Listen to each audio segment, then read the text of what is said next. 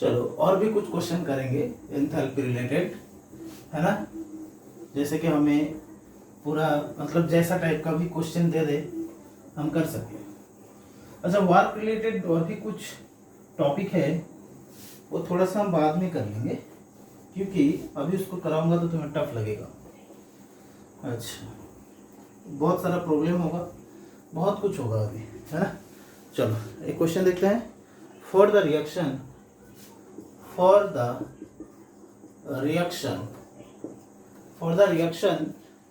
है ना, C3H8 gas plus 5O2 gas इससे हो गया 3CO2 gas plus 5H2O liquid at constant temperature, है ना, 27 degree Celsius, 27 degree at constant temperature 27 degree Celsius. So del H minus del E equals to कितना, del H minus del E equals to कितना, करो, बहुत ही simple है, ठीक है ना। तो इस रिएक्शन के लिए हमें तो सिर्फ डेल एन जी निकालना है। तो del N G equals to क्या होगा, प्रोडक्ट में गैस 3 है माइनस रिएक्टेंट में गैस 6 है तो -3। तो डेल एच इक्वल्स टू क्या होता है, del E plus del N G R T होता है। तो डेल ई माइनस 3RT, तो del H minus del E that is equals to हो जाएगा -3RT। सो आंसर होगा -3RT। क्लियर, आंसर क्या होगा, -3RT। नेक्स्ट क्वेश्चन कुछ ऐसा दिया है, what is difference between heat of reaction, what is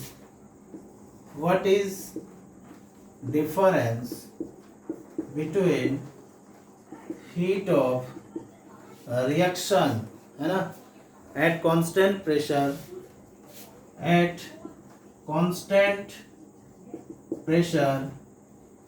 and at constant volume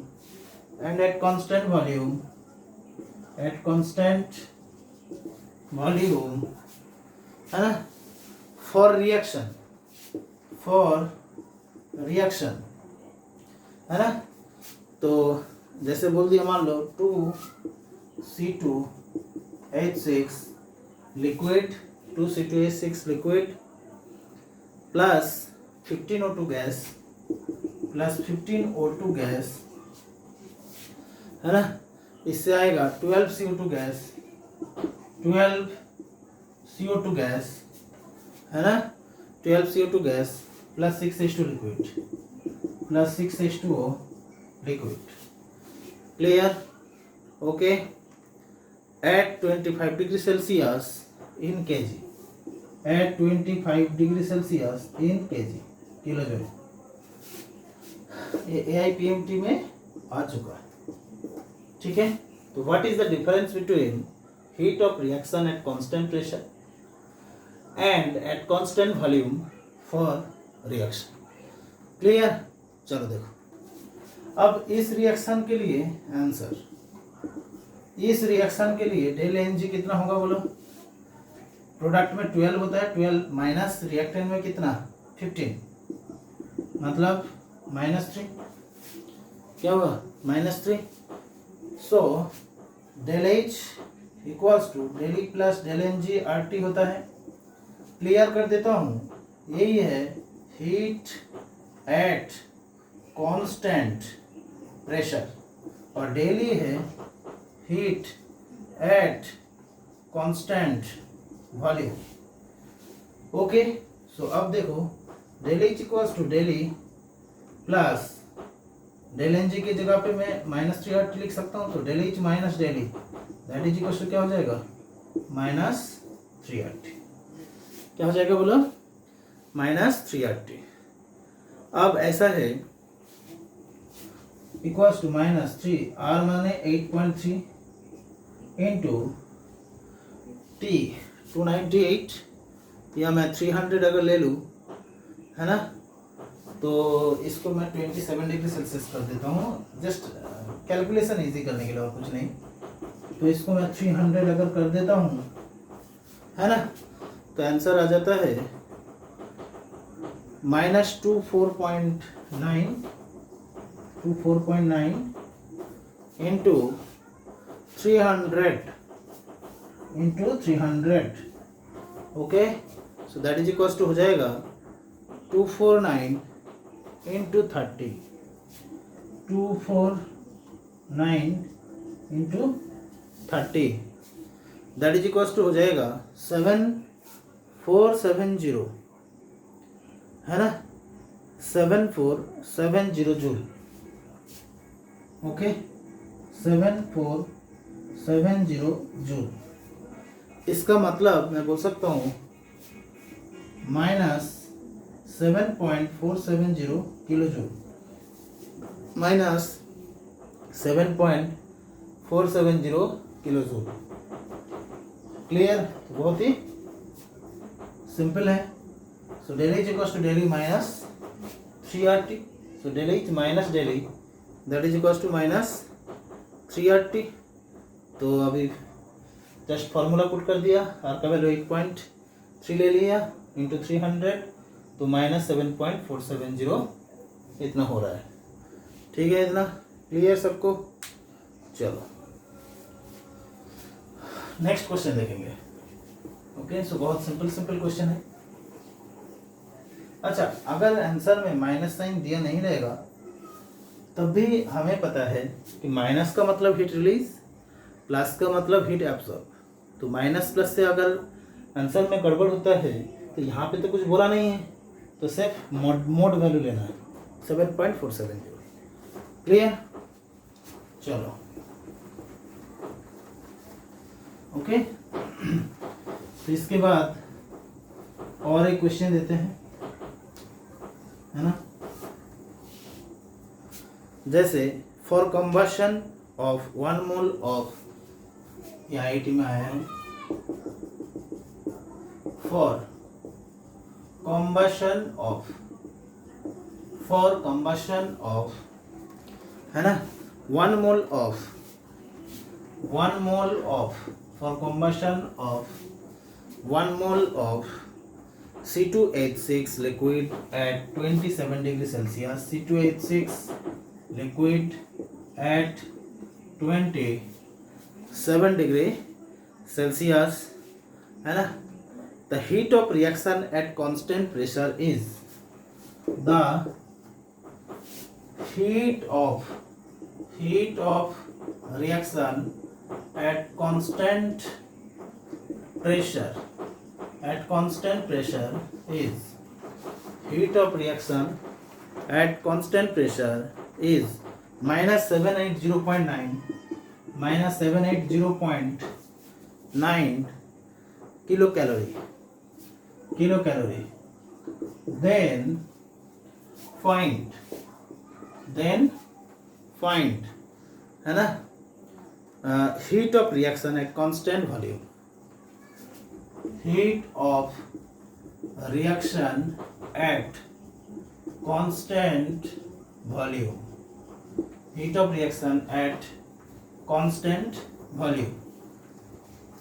So for combustion of 1 mole of C2H6 liquid at 27 degree Celsius, the heat, है ना, for combustion of 1 mole of C2H6 liquid at 27 degree Celsius, the heat of reaction at constant pressure is, the heat of reaction, एक साथ ये है, the heat of reaction at constant pressure is this, then find heat of reaction at constant volume. Very simple question है, लेकिन IIT में आया है। तो पहले तो हमें क्या करना है, कॉम्बशन रिएक्शन लिखना आना चाहिए। C2H6 लिक्विड बोल दिया प्लस O2, इससे क्या बनेगा, CO2 प्लस H2O। अब ऐसा है, यहाँ पे, है ना, क्या है बोलो, 2 कार्बन है तो यहाँ पे 2 CO2 दे दिया। ओके, अब हाइड्रोजन यहाँ पे 6 है तो यहाँ पे 3 H2O दे दिया। फिर उसके बाद ऑक्सीजन यहाँ पे 4437 है, तो यहाँ पे कर दिया 7/2। ठीक है, 7/2।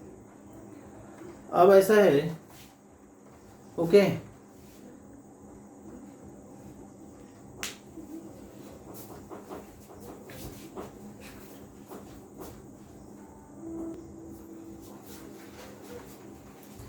अब देखो ये एक्चुअली क्वेश्चन में था C6H6, तो अगर C6H6 है तो और भी आसान है, सेम प्रोसेस। तो यहाँ पे क्या होगा, 6CO2 होगा, और यहाँ पे 6 हाइड्रोजन है तो अभी भी 3H2 होगा।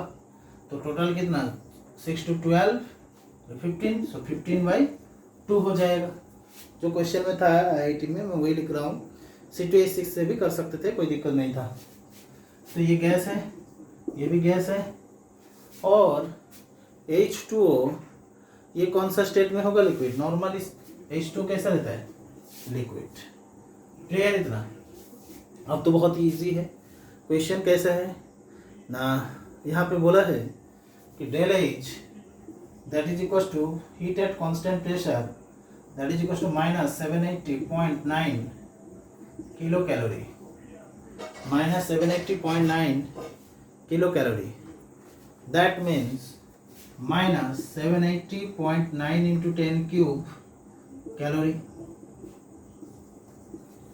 -780.9 into 10 cube calorie। ठीक है ना, ओके। फिर उसके बाद हमें पूछा क्या है, डेली कितना या क्यूब ही हीट एट कांस्टेंट वॉल्यूम, ये कितना। तो again del H equals to del E plus del NG/RT। तो इस रिएक्शन का डेल NG कितना है, 6 माइनस यहाँ पे कितना 15/2, 6 minus 15/2, that means 12 minus 15/2, that means -3/2, -3/2। So again del E that is equal to हो जाता है del H minus del NG/RT।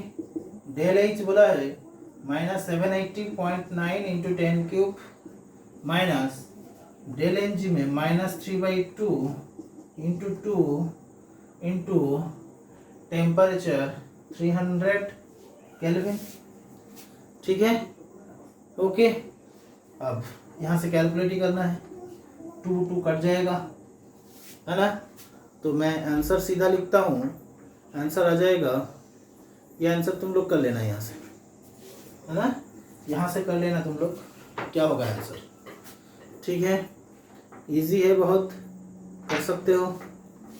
तो मैं फिर से एक बार कर देता हूँ थोड़ा सा, माइनस, इसका मतलब -780,900, है ना, प्लस 2 कट जाएगा 900 प्लस 900। तो यहाँ से बाकी तुम लोग कर लेना, जो होगा वो कैलोरी में आंसर आएगा। ठीक है इतना, तो बहुत ही सिंपल है। फिर से एक बार बोल रहा हूँ, for combustion of 1 mole C6H6 मतलब बेंजीन होता है at 27 degree Celsius, the heat of reaction at constant pressure is -780.9 kilo calorie. Then find heat of reaction at constant volume. तो C6H6 liquid plus 15/2 O2 gas, 2 हो गया 6CO2 plus 3H2 balance कर लिया, ये दिया था। बस इतना तुम्हें पता होना चाहिए, हीट एट कांस्टेंट प्रेशर माने डेल H और हीट एट कांस्टेंट वॉल्यूम माने del E। So del H equals to del E plus del NG/RT। तो डेल E निकालना है, so del H minus del NG/RT, value put कर दिया, answer आ गया। तो बहुत ही सिंपल है क्वेश्चन। चलो ओके, तो सबको समझ आया होगा एंथैल्पी के बारे में, एंथैल्पी रिलेटेड क्वेश्चन मेनली इसी क्वेश्चन से क्वेश्चन आता है, del H equals to del E plus del NG/RT से। ठीक है ना, चलो अब हम देखेंगे हीट कैपेसिटी। क्या देखेंगे बोलो, हीट कैपेसिटी। मैं बार बार बोल रहा हूँ कि वर्क अभी तक खत्म नहीं हुआ, है ना। फर्स्ट लॉ में भी बहुत कुछ बचा है, लेकिन मैंने पहले सिंपल चीज़ करा दे रहा हूँ, फिर उसके बाद मैं फिर से मैं डीपली करूँगा, वर्क का क्वेश्चन कराऊँगा, वर्क में कुछ केस है ना, वो भी मैं कराऊँगा। ठीक है, तो डीपली जितना हो सके उतना मैं पढ़ाऊँगा। चलो देखो, हीट कैपेसिटी को सी दे के रिप्रेजेंट किया जाता है। ठीक है, so it is heat required to increase temperature of, it is क्या है ये, it is heat required to increase, it is heat required है ना, टू इंक्रीज टेम्परेचर ऑफ, है ना, to increase temperature of, okay,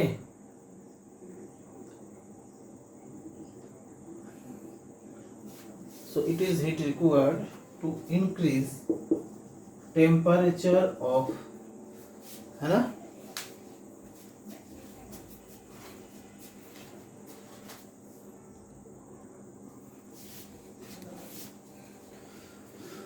temperature of given amount of substance, है ना, given amount of substance, given amount of substance, है ना, by 1 degree Celsius और 1 kelvin, by 1 degree Celsius और 1 केल्विन। इसका मतलब है, इक्वेशन है इसका C equals to Q by delta T. तो अगर डेल्टा टी इक्वल्स टू 1 होगा तब C इक्वल्स टू Q होता है। C क्या है, हीट कैपेसिटी। इसका मतलब कि it is heat required, it is heat required to increase temperature of given system या given substance by 1 degree Celsius और 1 केल्विन। ठीक है, तो Q इक्वल्स टू हो जाता है C डेल्टा T। तो it is heat required to increase temperature of given amount of substance by 1 degree Celsius और 1 केल्विन। क्लियर इतना? चलो आगे बढ़ते हैं। तो इसका जो यूनिट होता है, यूनिट क्या होगा बोलो, इसका यूनिट होगा joule per kelvin, joule per kelvin, joule per kelvin और calorie per kelvin, calorie per kelvin. ठीक है इतना?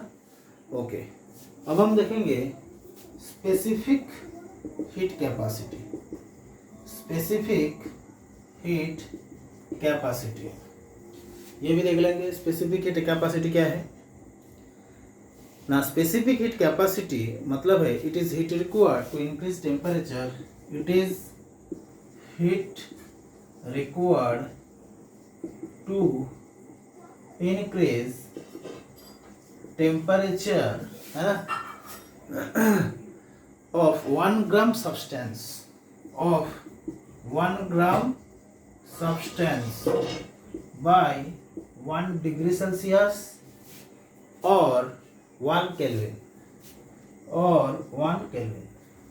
It is heat required to increase temperature of 1 gram substance by 1 degree Celsius or 1 Kelvin. It is heat required to increase temperature of 1 gram substance by 1 degree Celsius और 1 kelvin. तो यहाँ पे 1 gram substance mention कर दिया, इसी का नाम है स्पेसिफिक हीट कैपेसिटी। इसको भी सी दे के रिप्रेजेंट किया जाता है। तो यहाँ पे लेकिन हम बोलेंगे C equals to Q by M delta T, C equals to Q by M delta T. So Q equals to हो जाएगा M माने यहाँ पे 1, so Q equals to M C delta T. Q equals to क्या हो जाएगा, M C delta T. तो इसका जो यूनिट होता है, इसका यूनिट क्या होगा, joule, joule per gram per kelvin, joule per gram per kelvin. मास ग्राम, तो joule per gram per kelvin. इतना क्लियर सबको? इतना सबको क्लियर? देखो फिर से, तो स्पेसिफिक हीट कैपेसिटी, तो it is heat required to increase temperature of 1 gram substance by 1 degree Celsius और 1 केल्विन। यह मैं बोल सकता हूँ जब m इक्वल्स टू 1 होगा, माने 1 ग्राम होगा, डेल्टा टी इक्वल्स टू 1 होगा, then Q equals to C। इसका मतलब heat required to increase temperature of 1 gram substance by 1 degree Celsius और 1 kelvin is called specific heat capacity. इसका यूनिट है joule per gram per kelvin. Heat capacity क्या है? It is heat required to increase temperature of given substance, given amount of substance by 1 degree Celsius और 1 kelvin. इतना clear सबको? देखो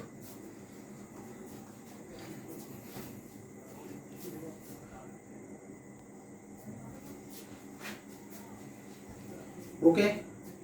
सो अब हम देखेंगे कि हीट कैपेसिटी किस टाइप, कितना टाइप होता है। स्पेसिफिक हीट कैपेसिटी होता है, मोलर हीट कैपेसिटी होता है ना।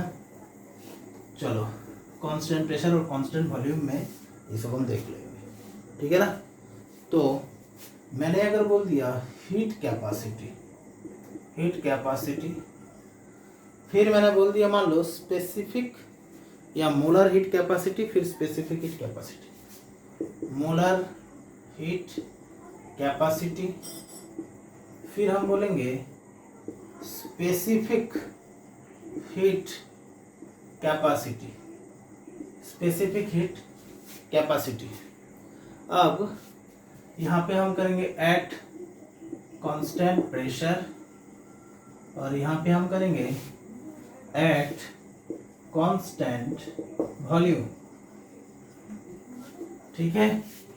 अब देखो हीट कैपेसिटी, तो that is equal to del H equal to होता है CP D T, CP delta T, है ना, CP into delta T, okay. और एट कांस्टेंट वॉल्यूम क्या होता है? Del E, that is equal to हो जाएगा सीबी डी टी। वही बात है, कांस्टेंट वॉल्यूम में क्या हो जाएगा? डेल इक्वल टू सी भी डी टी या डेल्टा टी। अच्छा, मोलर हीट कैपेसिटी अगर बोला जाए तो कैसा होगा? Del H equals to N C P delta T, N C P delta T, या मैं बोल सकता हूँ मोलर बोला है तो यहाँ पे एम कर देता हूँ मोलर एट कांस्टेंट प्रेशर, और यहाँ पे क्या हो जाएगा? Del E N C M भी कांस्टेंट वॉल्यूम डेल्टा टी, ठीक है ना, मोलर बोला है, ओके। स्पेसिफिक हीट कैपेसिटी इसके बाद, so del H equals to M C P delta T, यहाँ पे होगा del equals to M C V delta T, clear? M C V delta T बहुत आसान है। कांस्टेंट प्रेशर में हीट कैपेसिटी को हम बोलेंगे डेल एच, कांस्टेंट वॉल्यूम में हीट कैपेसिटी को हम बोलेंगे del E. So del H equals to CP del T, so del E equals to CP del T.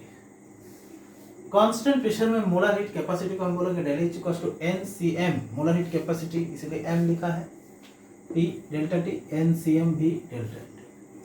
Specific heat capacity at constant pressure del H equals to M C P delta T, और specific heat capacity at constant volume del equals to M C B delta T. Clear इतना सबको? अच्छा, अब ऐसा है कि पहला वाला क्या होता है?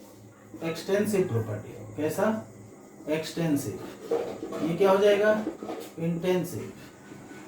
ये क्या हो जाएगा? एक्सटेंसिव। इसका मतलब ये मास के ऊपर डिपेंड करता है, ये नहीं करता, ये करता है। ये क्यों नहीं करता? मोलर, मैंने एक मोल मैंने फिक्स कर दिया, उसके आगे कोई चेंज नहीं होगा। क्लियर इतना? क्लियर? चलो अब हम देखेंगे for ideal gas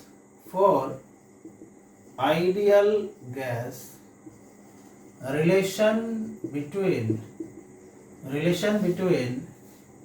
Cp and Cv. For ideal gas relation between Cp and Cv, हमें पता है कि H equals to E plus P होता है, H equals to E plus P. So है ना, so H equals to E plus P होता है, पी इक्वल्स टू एनआरटी होता है, सो E प्लस एनआरटी। ठीक है,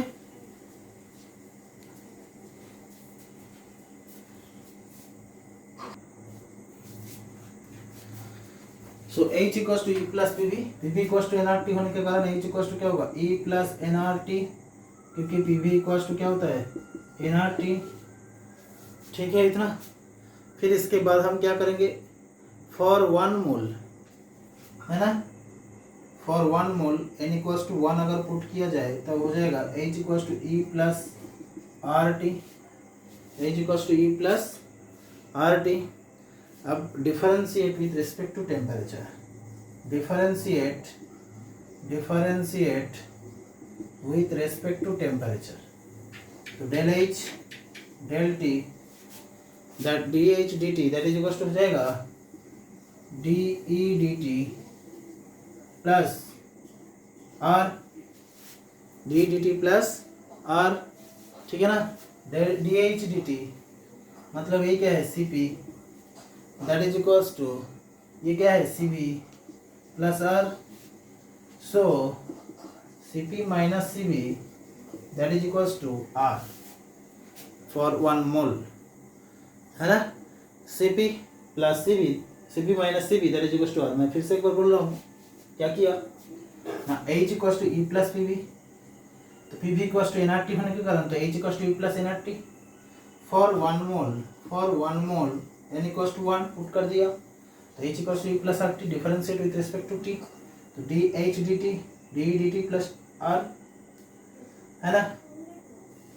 तो अब देख लो ना, डेल H यहाँ से कर लो, del H del T that is equals to C P, या मैं डेल H को कर सकता हूँ D H D T that is equals to C P. यहाँ पे मैं क्या कर सकता हूँ, del E del T del कर देता हूँ, del E del T that is equals to C B, तो D D T that is equals to C B, है ना, सी बी। तो C P equals to C B plus R mean C P minus C B equals to R. ये है Mayer's formula, Mayer's formula, Mayer's formula. Clear इतना? चलो, तो Cp by Cv एक ratio होता है, Cp बाई Cv एक ratio होता है, इसको गामा दे के रिप्रेजेंट किया जाता है।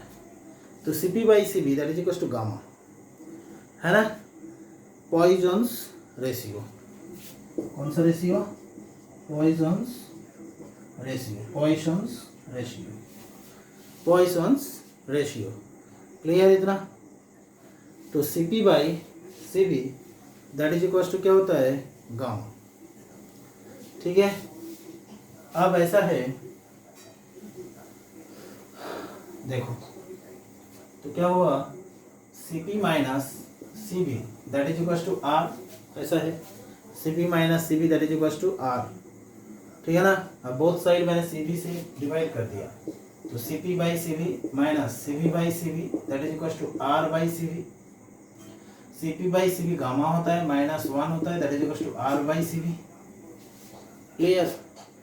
तो Cv इक्वल्स टू हो जाएगा, Cv इक्वल्स टू हो जाएगा R by gamma minus 1, Cv equals to हो जाएगा R बाई गामा माइनस 1। ये भी इंपॉर्टेंट इक्वेशन है, Cv equals to R by gamma minus 1। Clear? अच्छा, for mono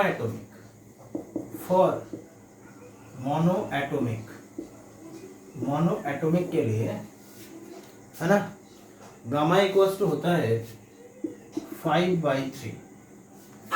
gamma equals to क्या होता है बोला, 5/3।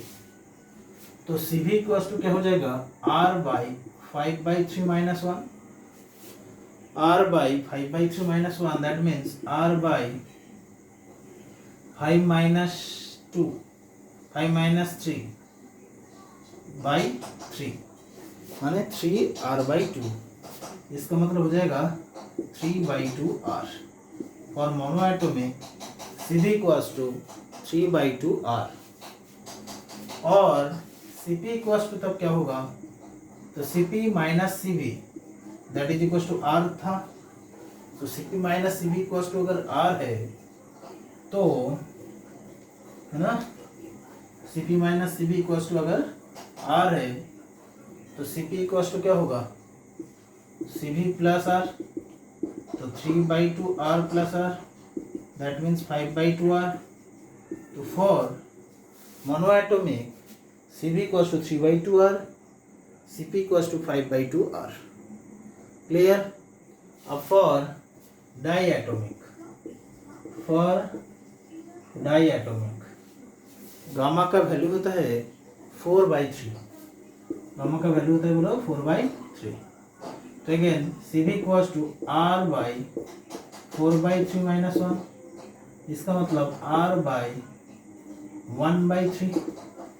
इसका मतलब Cv इक्वल्स टू हो जाएगा 3R और Cp minus Cv equals to R होता है, तो Cp इक्वल्स टू हो जाएगा R प्लस Cv, तो R plus 3R that means 4R।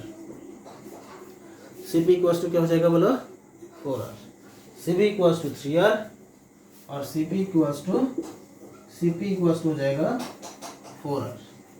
Clear. So for monoatomic Cp equals to 3/2R, Cp equals to 5/2R।